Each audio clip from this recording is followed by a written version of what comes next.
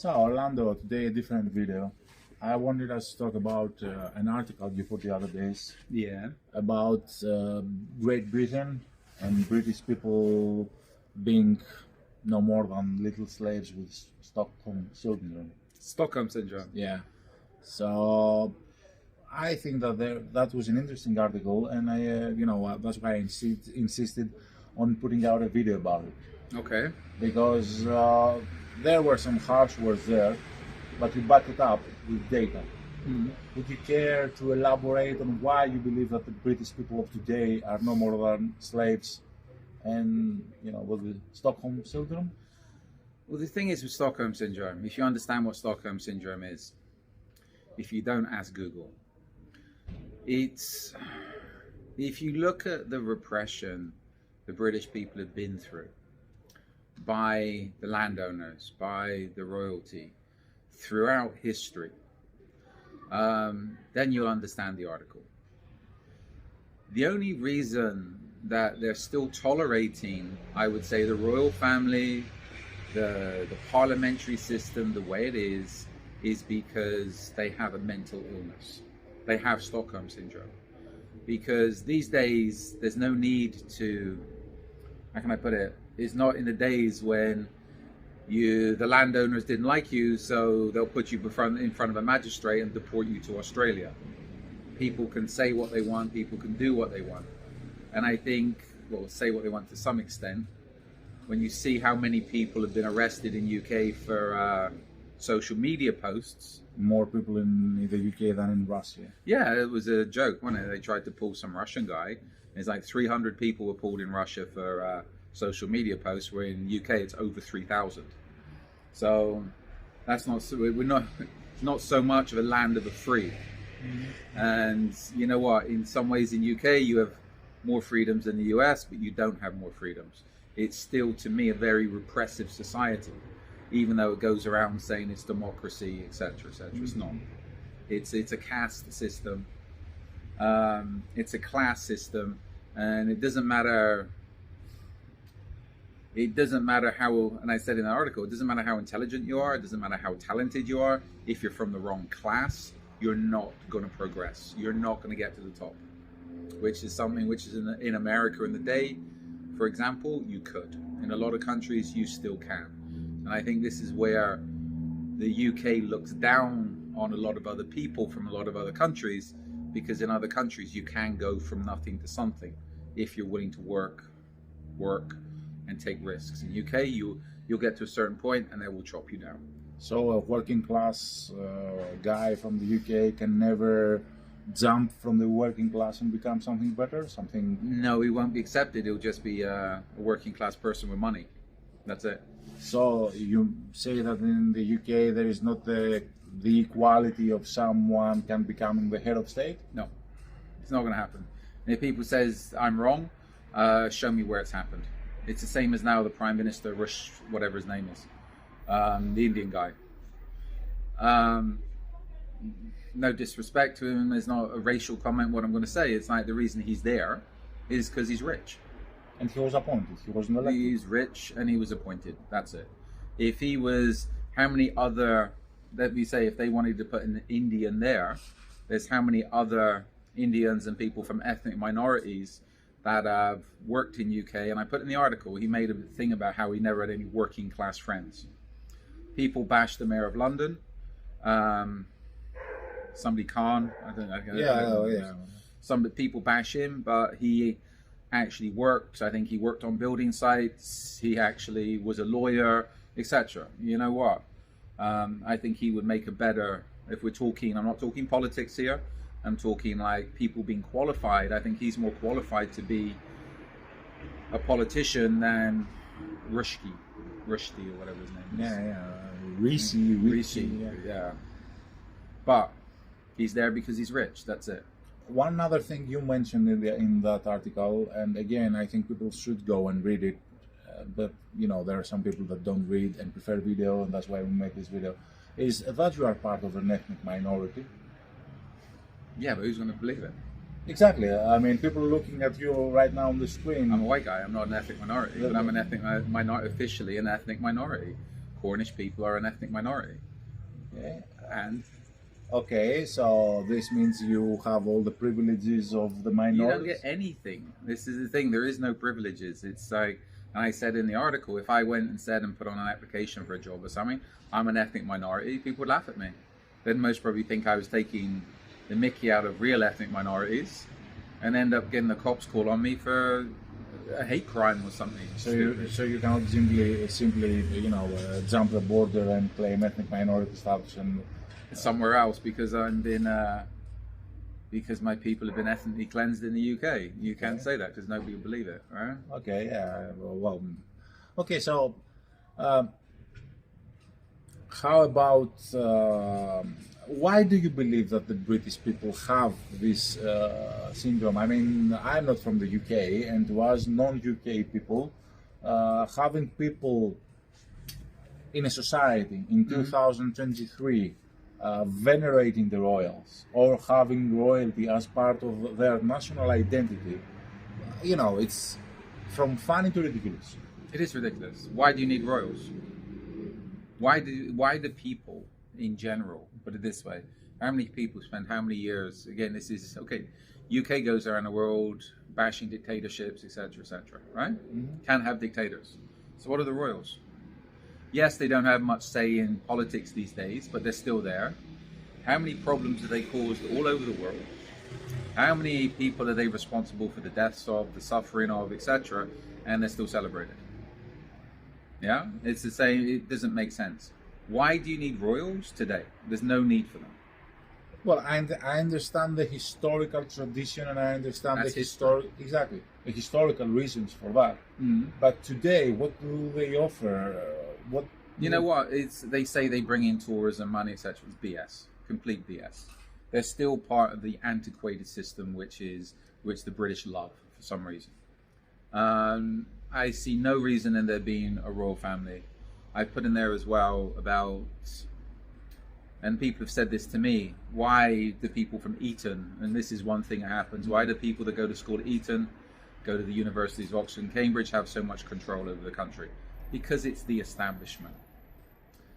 My ex-wife was American, and she was doing a master's degree at, I think, I'll throw the name out there, a university called Royal Holloway in UK, right? And she got upset because there was funny goings on the course she was doing, Victorian art and architecture, another completely useless art qualification, but such is life. And she was told, one of her professors said, well, we do this the Oxford-Cambridge way, which is what? If people have got enough money and they drop the money, they give the donations and they're liked and everything else, then they get the master's degree. That's how it works. So this is another thing when the UK goes on about corruption. There's that much corruption, especially in UK foreign business, and it's a blind eye turn to it. I've got examples, but I'll keep my mouth shut for the moment because they'll come in useful further down the line. But there's that much corruption that goes on that people turn a blind eye to. If I was found out to do a minuscule part of that corruption, I'd be getting the cops knocking on my door, my bank account seized, and everything else. Well, most of the things you say we encounter in other countries too. An establishment that if you're not part of the establishment, you can do nothing.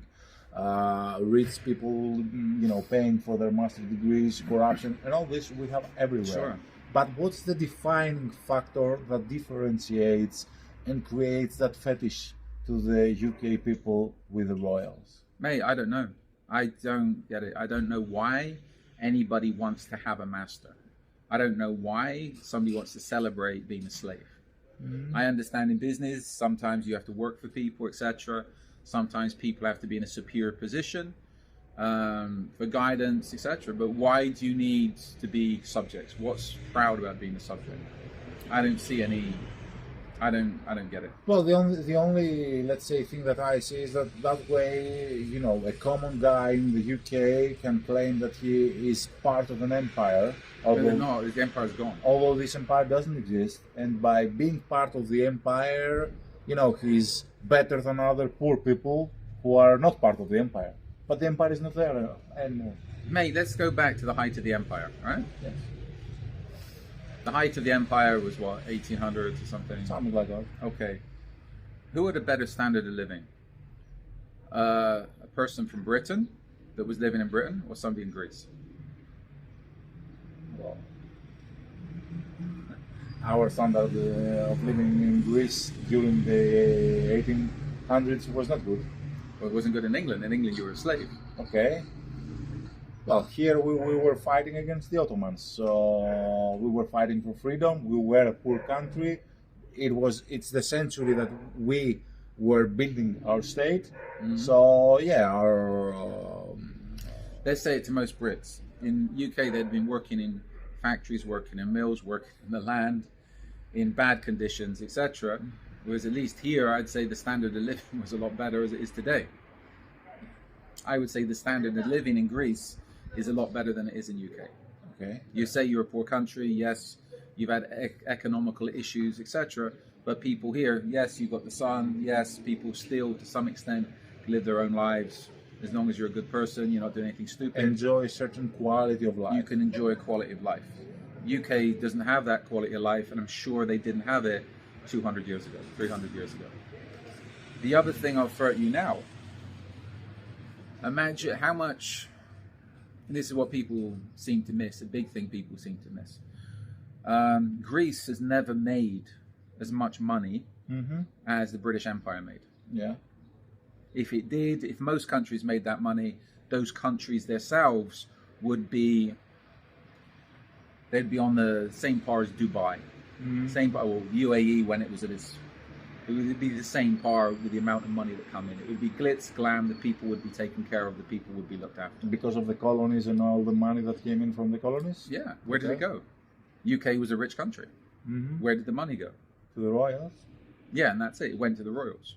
So this is where it makes me laugh when people bash the British people about the empire, and I wrote this. It's like, okay, so where did the money go? Most Brits, up until, I would say, after the Second World War, were living in abject poverty. The Second World War changed things. Yeah. Up until then, and I put in the article, there were still poor houses, especially after the Depression. A lot of Brits were living in poverty, hand to mouth. Why? When the country has made so much money. And again, imagine that amount of money coming into Greece in that time. Imagine that amount of money going into other countries. Those countries would have most probably taken care of their people. To some extent, yes. To some extent, rather than using their people as free labor, as cheap slaves, which is what the British people have been kept as for centuries, cheap slaves. Now the empire has come to an end. Now people are waking up. I don't know how UK's, what good is UK? Are they waking up?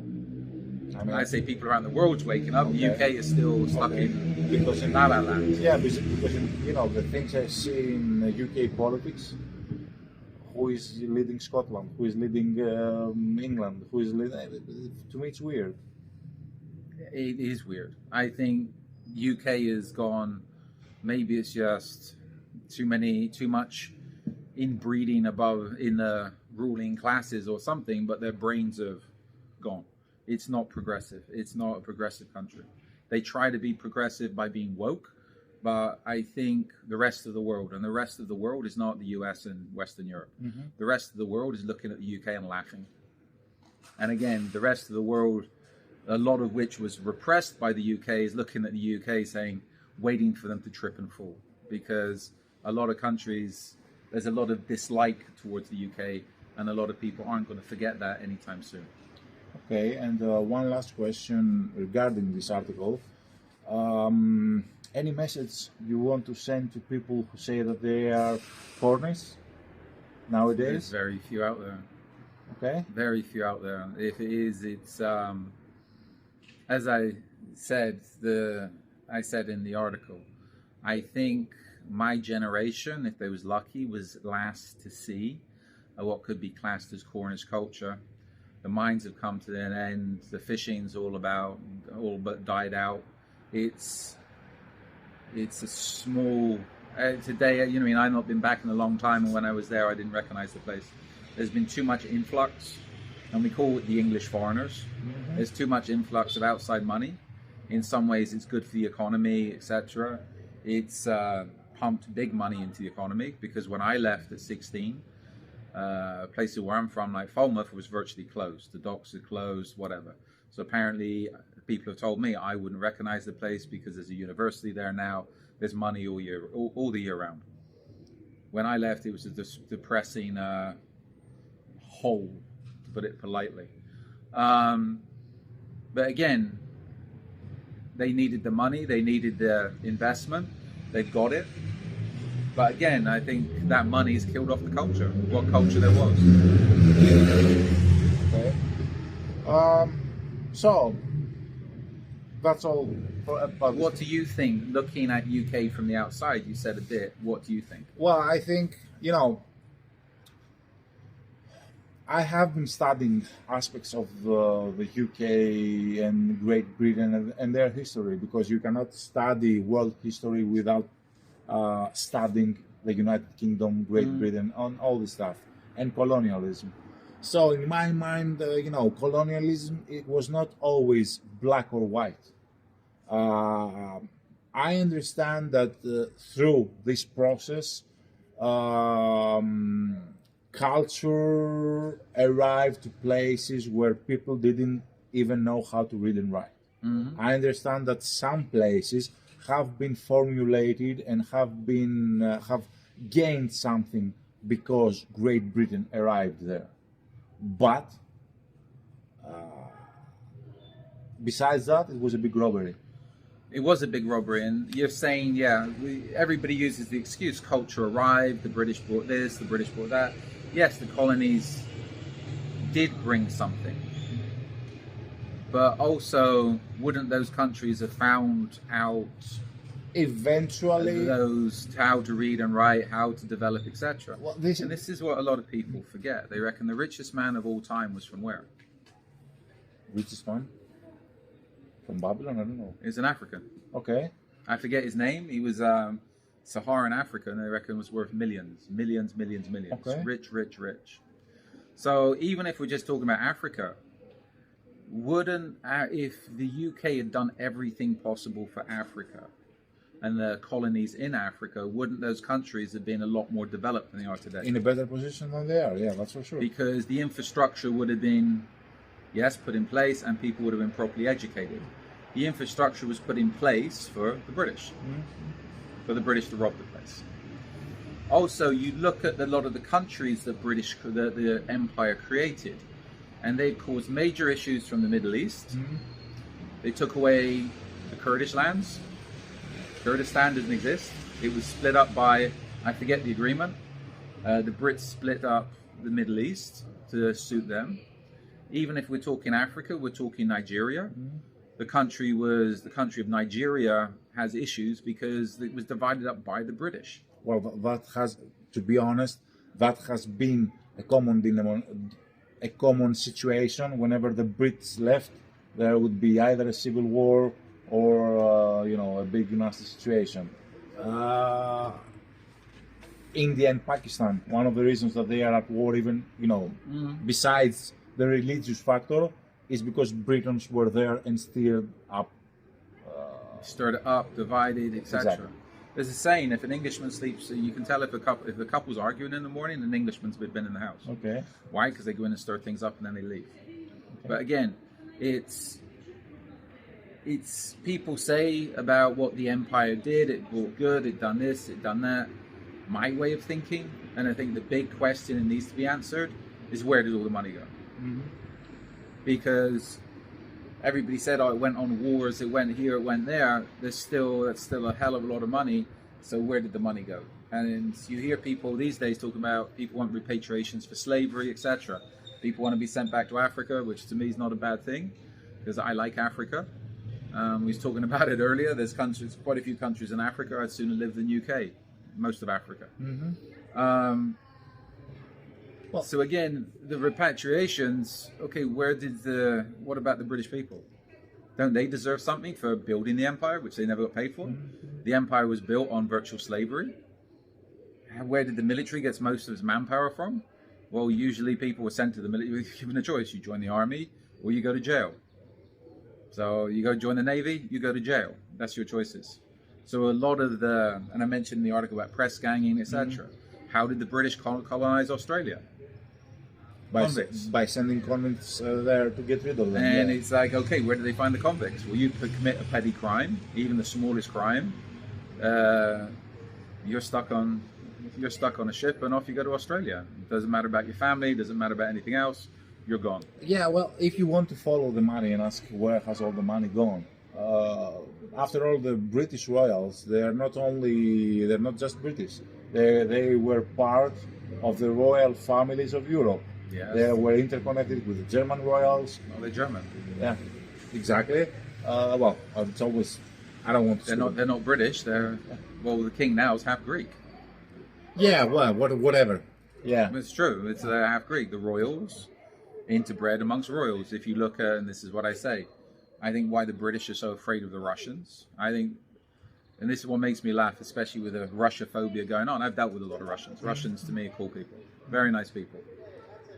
Same as most people are once you get to know them. But again, I think the British, why they've been brainwashed into hating the Russians, especially these days, is because the establishment has brainwashed them to think that way, because the establishment is terrified of what happened to the Russian royals.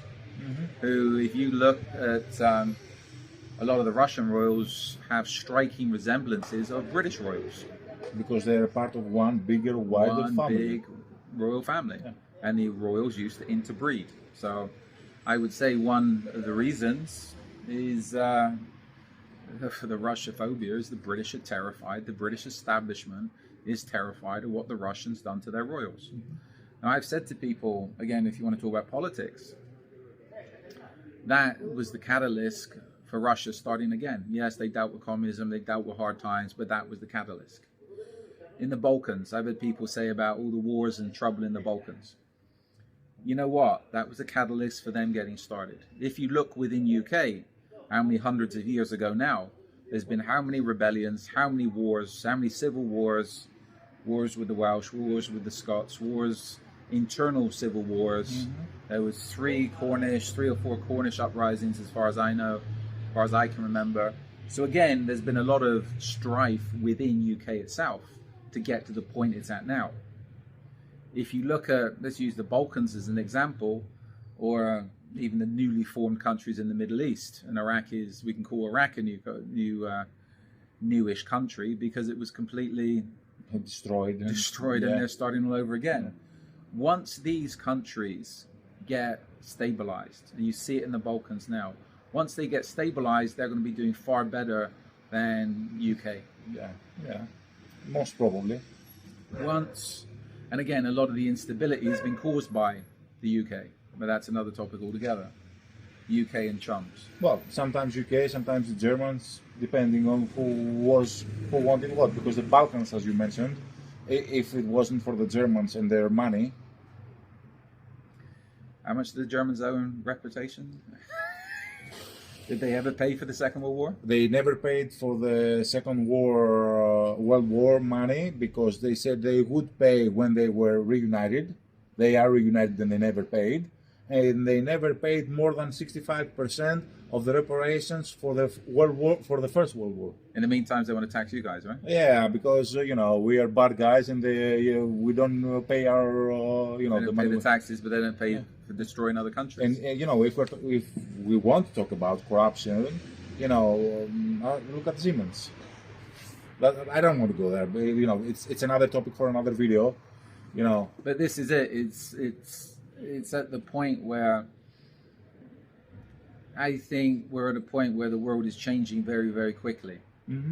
And new borders, new alliances, we can see it. What is happening, especially with Russia joining China and all these other countries, the BRICS countries, etc.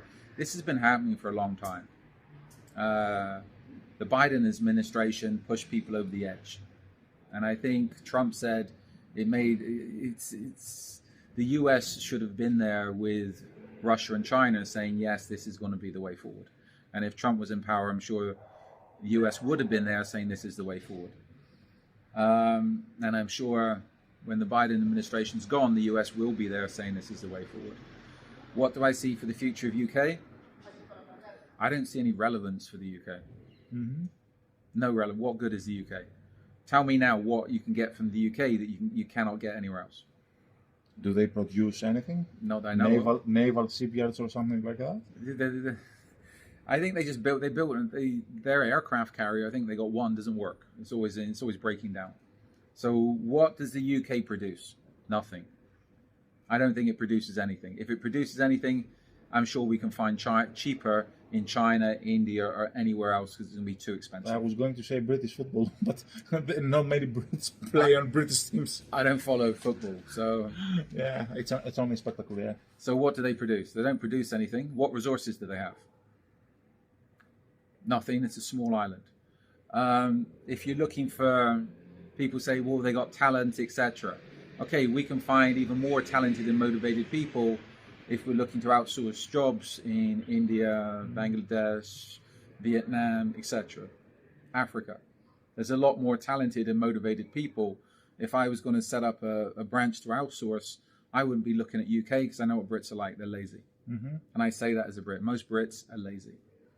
So would I want an office in UK paying high wages, high expenses to deal with unmotivated people? No, I'd take it somewhere else. There's a ton of other countries with motivated workforces that are a lot cheaper. So what does UK have to offer? Tourism? You want to go to London and see the royals? Okay, well, make the royals, or they say that's what the royals bring in, tourism. Okay, just put them in cages and let people throw bananas at them. That's it. Yeah, make some money off them. Not even at Disneyland. Not even, they don't even have Disneyland. That went to Paris. Yeah. The UK is too depressing to have Disneyland because it rains too much. Well, it can be a royal Disneyland, you know, the king as Mickey Mouse and stuff like that. Mate, I don't think Disney wouldn't tolerate it. I think they would be, I'm sure there would be how many... give Mickey Mouse a bad name. Give Mickey Mouse a bad name. And we can't go having that, right? Yeah. Well. So, to me, UK is, as I said in that article, UK made its wealth from thievery, stealing other people's money. You can see it now. They tried the same thing by seizing how much from the Russians. Russian assets and money. There's how much Venezuelan gold they're still not giving back. They've made their money from stealing other people's assets, stealing other people's money. So what are they going to do now when they're not powerful enough to do it? They don't have they can't enslave their people to go and fight their wars so they can steal stuff. So what can they do?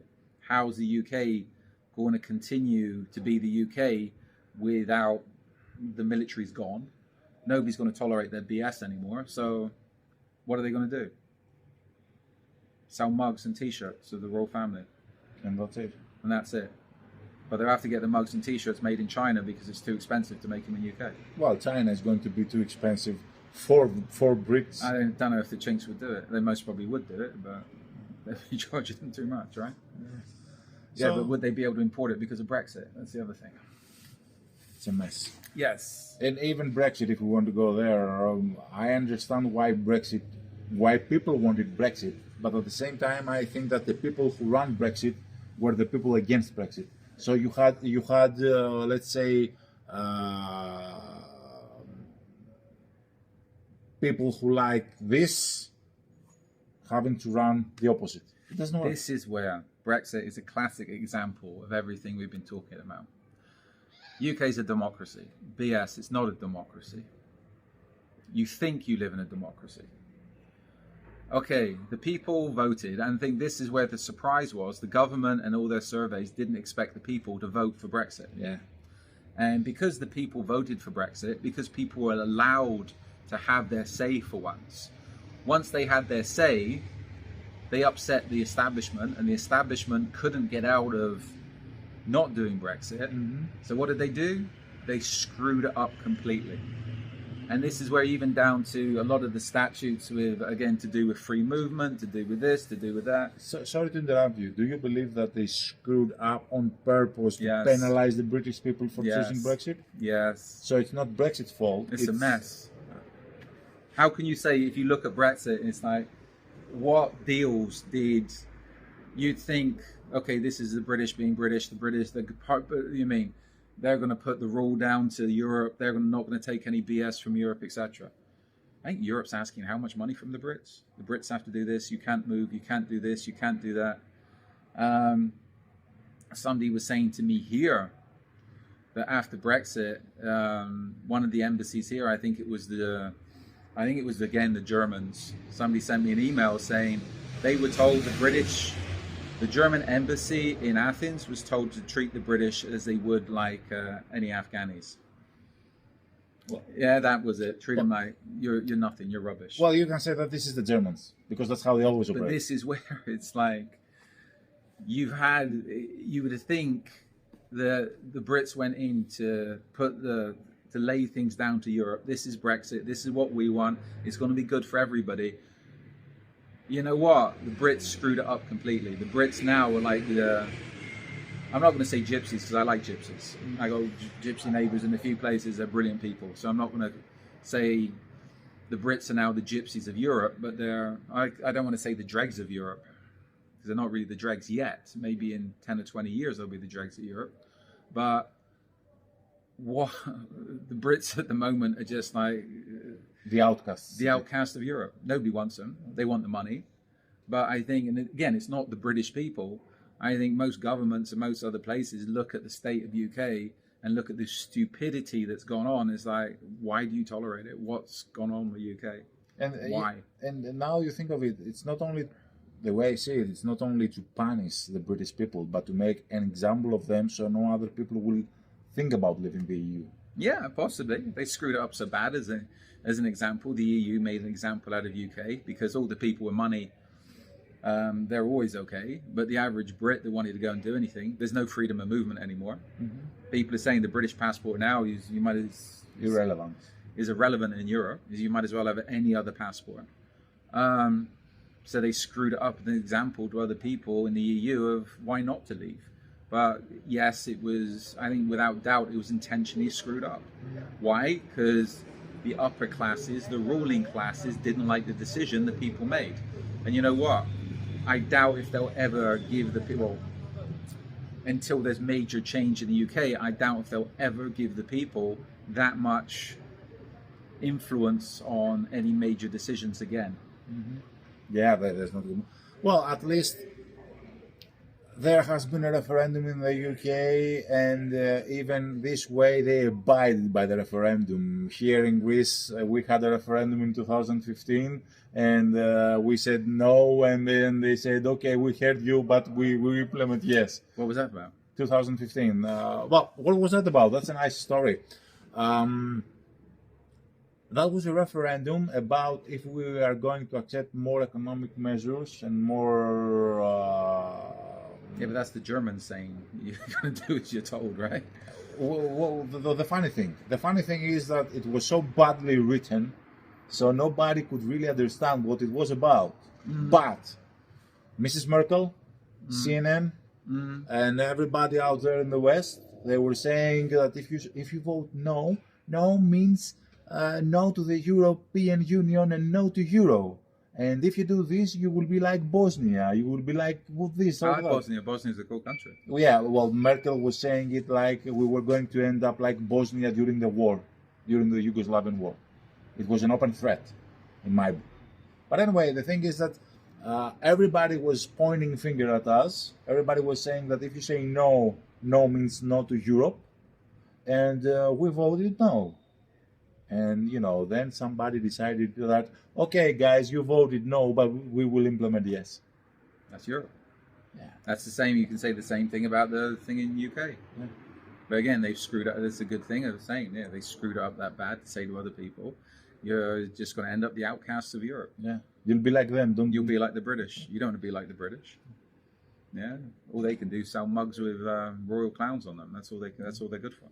And, you know, every time I listen to, okay, because it's not about, we started from your article, okay, but we go to other topics. But when I'm seeing this book about this prince who says about this and this and that, and this scandal about this royal family member who did this, or he talked to me like this, or he treated me like this, what the kind? But who cares? Why should they be doing it? Exactly. It's a soap opera. Why should I care? It's a soap opera. Yeah. And this is, I think, where the royals have become now. It's become a soap opera. Look at the Prince Andrew. He's whatever happened it happened to him on Epstein Island. Okay, he should have been sent to the US. Mm-hmm. The FBI apparently wanted to talk to him about his paedophile BS. You know what? They should have sent him. Anybody else would have been sent. Yeah. Why wasn't he sent? Because he's a royal. How much they reckon he paid off the girl that was making accusations against him? Taxpayers' money. Apparently he's launching another lawsuit for money he got from his mother. Taxpayers' money. So why is the British taxpayer paying for this stuff? And people say, oh, but they're in the military, they've done it. How many other people are in the military?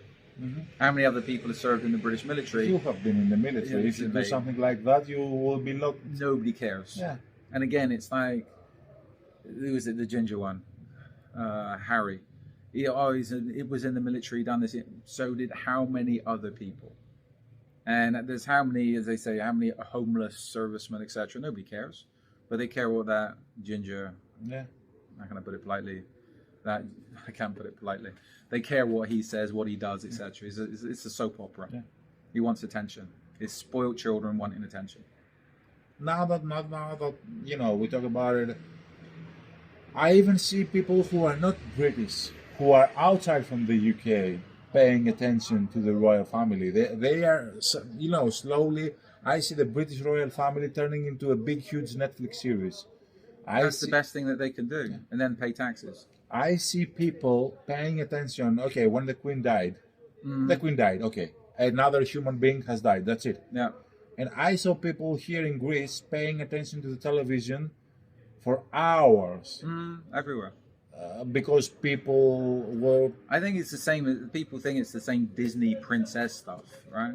Yeah, but that's their vision of the royal family. It's the same. Oh, they're royals. They're this. They're that. Okay, what? And again, where did they get their money from? They stole it. And I think there was some good memes going around of the Queen and in her heyday with all her crown on and this and okay, this come from that country, this comes from that country, this comes from... Yeah, you stole everything. So it's no different than celebrating some little mafia gang. A mafia boss or whatever. Yeah? It's no different than celebrating, I don't know, I can't think of any criminals to mind. I'm sure Pablo Escobar done far more for Medellin than the royal families have ever done for UK. I'm sure in the short time, if Pablo Escobar was ruling for as long as the British government was ruling, Colombia would be a really cool country and the people would be taken care of very, very well. Mm-hmm. If he ever made it to be Prime Minister, I'm sure Colombia and its people would have been taken care of. Mm-hmm. The poor people would have been taken care of. So if you want to celebrate the British royal family, you need to celebrate other criminals like Pablo Escobar and everybody else as well. I'm sure El Chapo, you're talking the same thing. It's just they didn't get caught. Mm-hmm. That's it. And nobody's interested in catching them. And nobody's interested in going back and saying, okay, you're guilty for this, you're guilty for this, you're guilty for this, you're guilty for whatever. So in your book, abolishing the royals will not be enough. They have to pay somehow. They should be. They need to pay. Again, you got people asking reparations for slavery and this and that. The British people deserve reparation. The British people deserve, how can I put it? If the British royals are apologizing for things that happened in the past, if statutes of slave owners have been taken down, then I think if you're going to do it, you might as well go there 100% and say, okay, this is what you've done to foreigners in other countries. How about what you've done to your own people? The British people. Because again, there was how much slavery and injustice done within the UK. Somebody needs to be held accountable. If people are going to be held accountable. As far as abolishing the royals, they should be. Why should somebody have that privilege? Why should anybody have privilege? If you work hard enough and you achieve your goals and you make the money and you're talented, you should be able to do what you want. Well, this is what used to be the American dream a couple of centuries ago. People were escaping from a Europe full of royal guys, and in the US they could find a piece of land, work for themselves, earn for themselves. Still, again, can mention names, but I'm not. There's still a lot of people. Again, I was in South Florida. A lot of the immigrants come in there and done very, very well. There's a lot of immigrants that went into the US and now in politics. That can, yes, be president of the US. Could, and I say this, could an ordinary Brit ever become prime minister? No. Could an ordinary American become president? Yes, these days they can. They need money, but there's ways of doing it. If they get the education, they can do it. How can they get the education? Even if you don't have money, go to the military. The military will pay for the education, or they get a GI Bill. They can go serve their country, get an education, and work their way up. What do most people get when they leave the British military? Piece of paper. Nothing. I think I had to pay to leave because I had enough of it. But I know guys, they get a few $1,000s to go and do a course somewhere. People do some BS bodyguard course. Or that's your thing. I know one guy, he left the British military. Instead of doing the close protection stuff, he said, no, this is when computers were first getting good. I got out in 93, he went to do like a secretary course, this and that. He's got all his certificates. He said he went for his first job with what the army had given him, his qualifications. And he said he was sat in his room with a bunch of 16-year-old girls that just left school that had the same qualifications. So they'd given him whatever they'd given him for his secretary type computer qualifications. They were that, to put in British terminology, that gash 16-year-old kids leaving school at the same stuff. And I think he'd done 9 years. So 9 years of service, you'll get the same qualifications as a 16-year-old kid. So people looking to join the British Army these days. Is anybody? I think the numbers are down. I'd say look to the French. At least with the French, you'll be better looked after when you leave. So, I don't know. I don't have any other questions about that article. You don't want to move to England? When I was younger, I was thinking about Scotland possibly. I have studied the Scottish culture. I have You studied would suffer because it's cold and wet. Well, that's another issue. But as you know, I really liked the culture, the history. There were interesting topics to me, and I had, a certain admiration to the Scottish people for how many times they stood up for themselves. But now I don't know. The same way as in other countries, I don't know if the people who live in those countries, are the same as their forefathers, as I have discussed with you. The same thing in Scotland. I cannot imagine. I don't know if the Scottish people today have, anything in common go back with to the Scotland. Again, I've never been to Scotland. I don't want to go to Scotland. But again, there's a lot of poverty still in Scotland. A lot of poverty, a lot of drugs, a lot of issues. But again, people gloss over it because they see the romantic side of things. It's like places like Glasgow always had a rough reputation. A very dangerous place, very hard place. A working class place where we have seen historically people fighting for their working class rights. What's working class rights? There are no rights. Today, it's another thing. Anyway, any other questions? No. I think we have covered it. I urge people to go and read the article that has incited all this discussion. I hope there will be a link under the video for we'll sort this out. Yeah. And it was I'll just a friendly say to discussion. people, don't bother going to UK. What you see on TV is the best parts. It's too expensive. The people are annoying. It's sad to see. I know a lot of good Brits, but somebody said to me recently, and I think he regretted saying it, a friend of mine said, there's that many people that want to move to UK.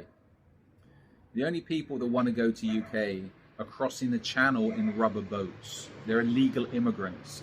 So they want to go to UK for free houses, free benefits, free cell phones, etc., and then to go and molest British children. That's the people who want to go to UK. You understand that on the comments below there's going to be a festival of people calling you pro this, pro that, this label, Yes. that label. Yeah, I'm used to it. I don't even know if the video will remain up the way we go. I'm used to it. That's the people that want to go to the UK. All the Brits I know want to get the hell out of the UK. because they see it sucks. They can see they can have a better standard of living in other places. If you want to stay in UK with your garden gnomes and wavy Union Jacks, please stay in UK. It's the best place for you. I think that's it. Yeah. Well, we are glad to know you. If you never see us, we never see you. That's it. We're glad.